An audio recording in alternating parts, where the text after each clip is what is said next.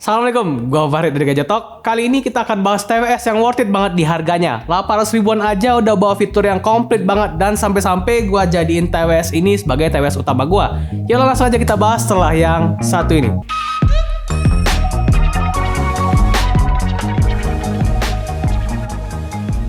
Ini dia Halo T16. Kalau dilihat-lihat dari kotaknya nih, sebenarnya kayak nothing spesial aja gitu.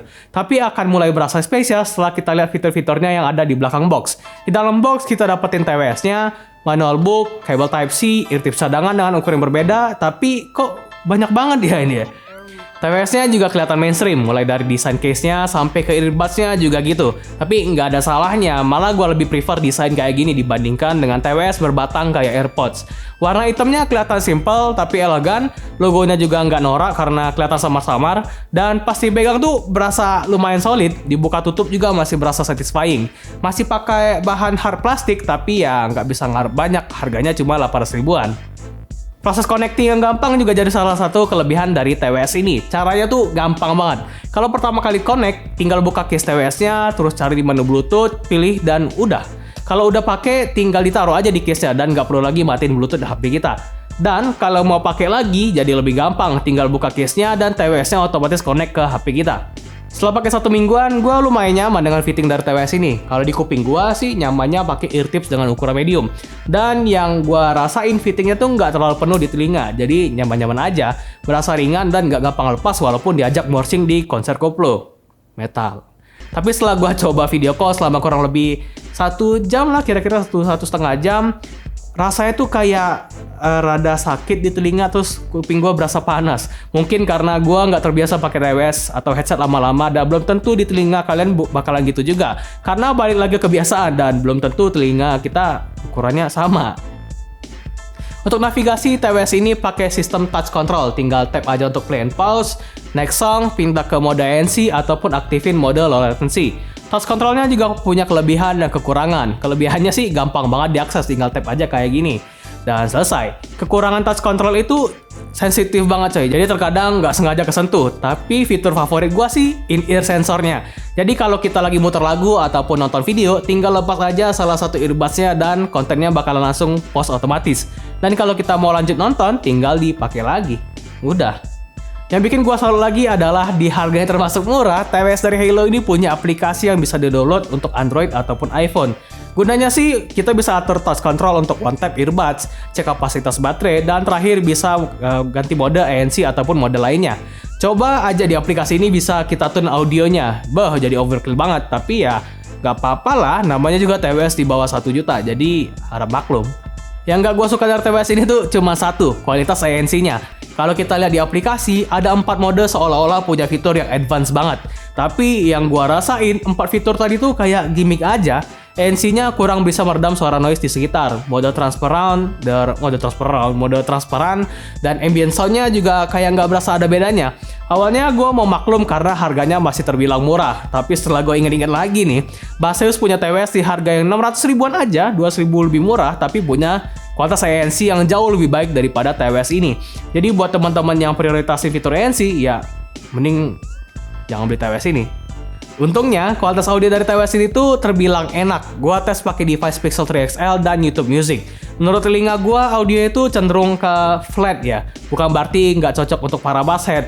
Bassnya tuh masih berasa walaupun nggak terlalu empuk. Malah gue lebih suka bass kayak gini. Kalau bassnya terlalu dominasi, detailnya dari musik yang kita dengar tuh bakalan ketutupan. Dan dengan TWS ini, gue masih bisa dengar micro detail dari musik yang gue dengar dengan lumayan jelas lah. Jadi masih enak lah dipakai untuk dengerin musik hampir di semua genre. Untuk soundstage-nya sendiri terdengar sempit khas TWS budget, dan setelah gua tes di volume maksimal, klaim mereka bener kalau nggak ada distorsi audio. Pokoknya di harga segini sih kualitas audionya udah terbilang enak. Nah, untuk kualitas mic-nya sendiri, sayangnya kami nggak bisa kasih sampel ke kalian karena gua udah coba di HP gua untuk rekam audio dari TWS ini, tapi malah dia ngerekamnya dari HP.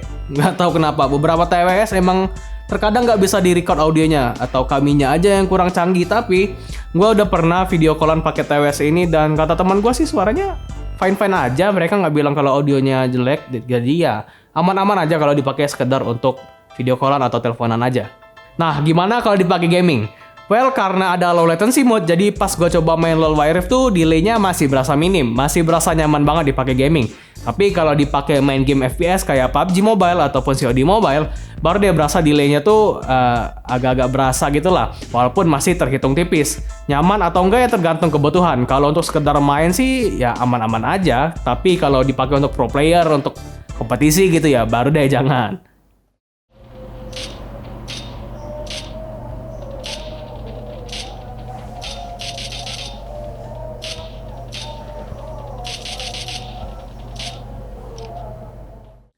So kesimpulannya, menurut gua sih TWS ini worth it banget. Dan sekarang pun gua jadiin TWS ini sebagai TWS utama gua, gantiin si Oppo Enco W51 yang udah pernah kami bahas di channel ini. Alasannya sih simple ya, gua lebih suka dengan TWS dengan desain kayak gini yang nggak berbatang kayak si AirPods. Dan TWS ini juga udah kasih yang gua butuhin. Audionya enak, bassnya yang cukup dan gak lebay, ada low latency mode buat gaming, baterai awet bisa bertahan sekitar 5 jam, dan fitur terpenting buat gua yaitu wireless charging. Ya, buat sebagian orang mungkin fitur ini agak diremehkan ya. Tapi buat gua, wireless charging tuh faktor utama. Soalnya ribet coy, gadget gua tuh harus ada banyak yang di-charge. Ada HP, ada smartwatch, ada keyboard, ada mouse, dan ada TWS pula. Kalau mau colok satu-satu kan ribet. Jadi enaknya tinggal taruh aja di charging pad dan udah. TWS-nya udah auto nge-charge dan no cable-cable club. Minusnya dari TWS ini sih cuma fitur ANC-nya aja yang berasa kayak gimmick dan kayak nggak ada efeknya. Jadi buat teman-teman yang butuh fitur ANC, ya TWS ini nggak cocok. Halo juga ngeluarin Halo Smartwatch, dan yang kali ini kita punya itu Halo Smartwatch 2. Di harganya cuma 275.000, udah ada 12 mode olahraga, terus juga ada heart rate monitor, baterainya bisa tahan sampai 20 hari, terus layarnya ya udah terbilang lumayan lah, 1,4 inch, resolusinya HD. Jadi buat yang butuh smartwatch murah, Halo juga ada. Oke, segitu aja video kali ini. Semoga bermanfaat buat teman-teman yang lagi nyari TWS murah. 8.000 sebenarnya terbilang murah loh. Ntar ada yang marah nih, bang 8.000 mah mahal. Enggak juga, soalnya kalau kita mau bilang mahal dan murah, itu kita harus bandingkan dengan TWS lainnya. Contohnya kayak Jabra itu 2 jutaan, Razer berapa, Sennheiser itu berapa. Jadi kita nggak bisa bandingkan mahal murah itu dengan dompet dengan duit yang ada di dompet kita. Itu beda lagi ceritanya. Dan ya segitu aja video kali ini. Kalau misalkan kalian punya pertanyaan, boleh banget komen di bawah, nanti kita bisa sharing bareng-bareng. Dan kalau misalkan kalian suka dengan video kayak gini, boleh banget like dan subscribe. Jangan lupa kita punya 4 akun sosial media, mulai dari Instagram, YouTube, website, dan juga TikTok. Kalau suka boleh banget follow semuanya. Dan ya, gua Farid. Bye.